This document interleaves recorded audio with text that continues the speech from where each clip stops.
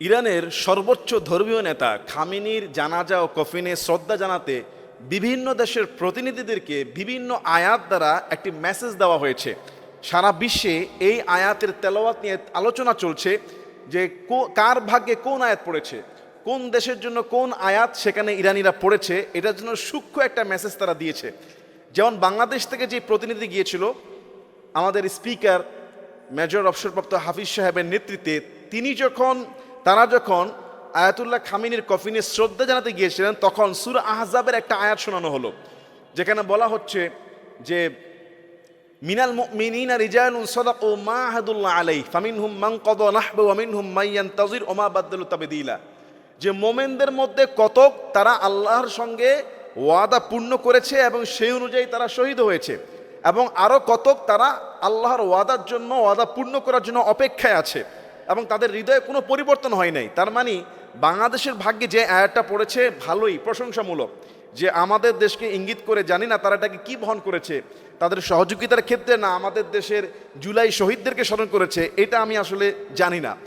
2 নম্বরে, সৌদি প্রতিনিধি যখন গিয়েছিল কফিনে শ্রদ্ধা জানাতে, তখন তারা সূরা আলে ইমরানের 13 নম্বর আয়াতে তেলাওয়াত করা হয়েছে যে কদ কানা লাকুম আয়াতুন ফি ফিআতাইনি ইলতাকাতা ফিআতুন তুকাতিলু ফি সাবিলিল্লাহি ওয়া উখরা কাফিরাতুন ইয়ারাwnahum মিসলাহিম রা'য়াল আইন। এই আয়াতটি বদর যুদ্ধে ইঙ্গিত করে নাজিল হয়েছিল যে তোমাদের জন্য 2 দলের জন্য নিদর্শন রয়েছে। সৌদি প্রতিনিধির সামনে যে আয়াতটা তেলাওয়াত করা হলো যে এক দল জিহাদ করেছে আল্লাহর জন্য, অপর দলটি ছিল কাফের। সৌদি প্রতিনিধিকে এই আয়াত দ্বারা কি মেসেজ দেওয়া হলো যে আমরা যেই লড়াইতে আছি, অর্থাৎ সৌদি আরবের প্রতিনিধি তারাও তো একটা পক্ষ বিপক্ষ নিচ্ছে, সমর্থন সহযোগিতা আছে, তাদেরকে স্মরণ করিয়ে দেওয়া হলো যে উহুদ বদর যুদ্ধের মতো একদল আল্লাহর পক্ষে আর একদল কাফেরদের পক্ষে, কাফেরদের দল। এরপরে তুরস্কের যে প্রতিনিধি যখন গিয়েছিল তাদেরকে কোন আয়াত দেওয়া হলো? তাদেরকে দেওয়া হয়েছে সূরা নিসার 95 নম্বর আয়াত। তুরস্কদেরকে আয়াত দ্বারা মেসেজ দেওয়া হলো যে বসে থাকা লোকদের উপরে যারা জিহাদ করে তাদের ফজিলত বেশি, যে লা ইয়াস্তাউল কাঈদুনা মিনাল মুমিনিনা গায়রু উলিদ দারারি ওয়াল মুজাহিদুনা ফি সাবিলিল্লাহ বিআমওয়ালিহিম ওয়া আনফুসিহিম। তুরস্কের প্রতিনিধিকে জানানো হলো যে কোনো ওজর ছাড়া যারা বসে থাকে আর যারা জিহাদ করে তারা কিন্তু সমান না। ফাদ্দালাল্লাহুল মুজাহিদিনা বিআমওয়ালিহিম ওয়া আনফুসিহিম আলাল কাঈদিনা দারাজা। যারা জান আর মাল নিয়ে আল্লাহর রাস্তায় লড়াই করে বসে থাকা লোকদের থেকে তারা শ্রেষ্ঠ। এটা তুরস্কে একটা মেসেজ দেওয়া হলো। লেবাননের প্রতিনিধি যখন যাচ্ছিল তখন তাদেরকে সূরা মুহাম্মদের 37 থেকে 38 নম্বর আয়াত শুনে দেওয়া হলো যে ইয়াস আল কুমুহা ফায়ুহফিকুম তাবখলু ওয়া ইখরুজ আদগানাকুম।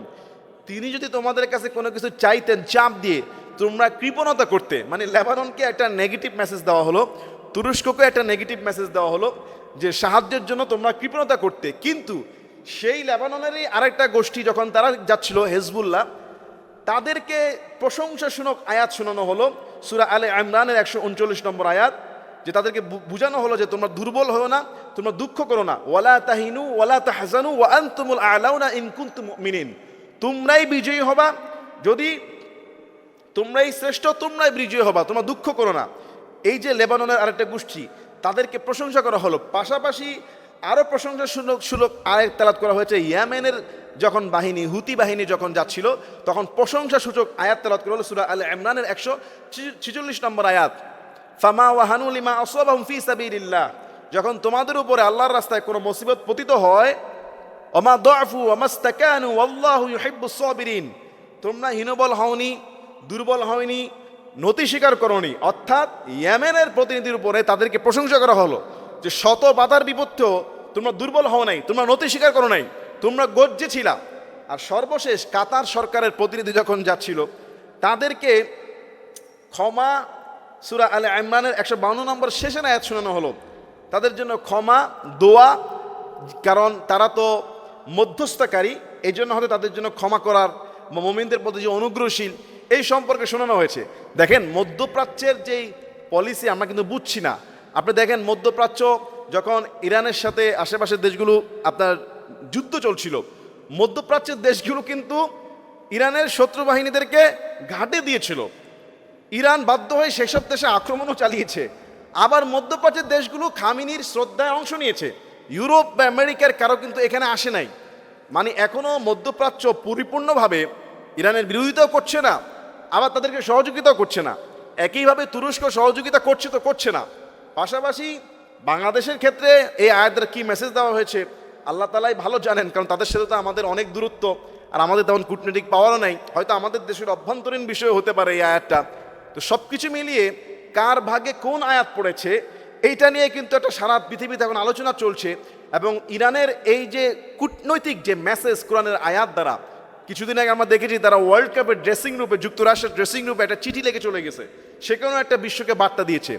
সব মিলিয়ে দারুণ তাদের সভ্যতা, তাদের আচরণ এবং তাদের চিন্তা ভাবনা, কিন্তু অনেক কিছু ক্রিয়েটিভিটি দুর্দান্ত। যে এই আয়াতগুলো থেকেও অনেক কিছু আমাদের জন্য মেসেজ রয়েছে। আল্লাহ আমাদের সবাইকে বুঝার এবং আমল করার তৌফিক দান করুক, আল্লাহুম্মা আমিন। সবার আগে বাংলাদেশ স্লোগান দিয়ে যখন আমাদের দেশ এগিয়ে যাওয়ার জন্য সরকার বাহাদুর অনেক কাজ করছে, ঠিক তখনই বরিশালে অন্ডকোষ চেপে ধরে 70 লক্ষ টাকার চেক এবং তার কাছ থেকে স্টাম্প নিয়ে চাঁদাবাজির এক নতুন দুর্দান্ত এক পৈশাচিক নিয়ম আমরা দেখলাম। আস্তাগফিরুল্লাহ।